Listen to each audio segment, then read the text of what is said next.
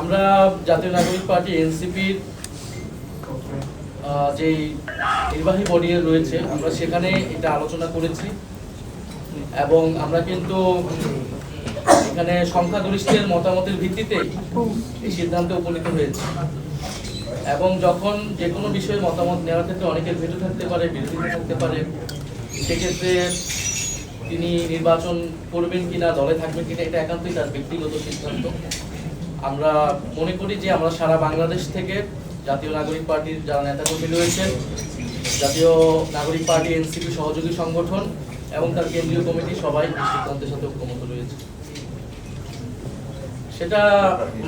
সেটা তো আসলে স্বতন্ত্র কে করছে বা সেই অনুযায়ী তো আমরা এই আসন বা প্রার্থী ঠিক করবো না।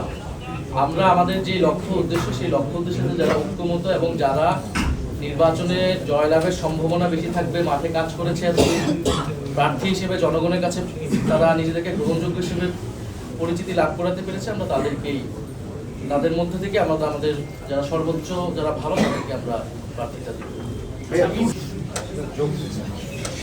আমরা বলেছি যে গণঅভ্যুত্থানের মধ্যে আমরা নতুন বন্দোবস্ত প্রতিষ্ঠা করতে চাই, যেটা গণতান্ত্রিক, যেটা বৈষম্যহীন, যেটা অন্তর্ভুক্তিমূলক এবং ফ্যাসিবাদী কাঠামোটা ভেঙে আমরা বাংলাদেশ রাষ্ট্রের সংস্কার করতে চেয়েছি। সেটার জন্য কিন্তু আমরা ঐক্যমত কমিশনে সেটার পক্ষে দৃঢ় অবস্থান করেছি, আমরা দৃঢ় অবস্থান নিয়েছি।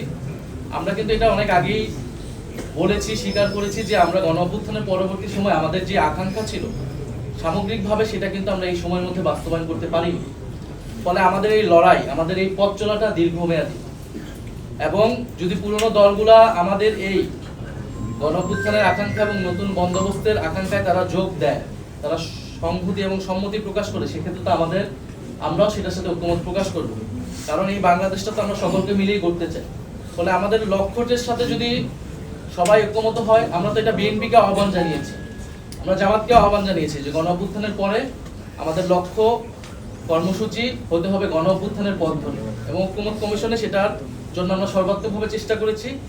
আগামী নির্বাচনে আমরা চাই গণভোটের পক্ষে, এর পক্ষে আমরা সবাই মিলে কাজ করব এবং জুলাই সনদে আমরা যে প্রতিশ্রুতি দিয়েছি সেই প্রতিশ্রুতি বাস্তবায়ন করব। এছাড়াও আমাদের পুরো সংস্কারের এবং দুর্নীতি বিরোধী যে লড়াই শুরু হয়েছে সেটার অগ্রযাত্রা অব্যাহত থাকবে। আচ্ছা, দুইটা প্রশ্ন।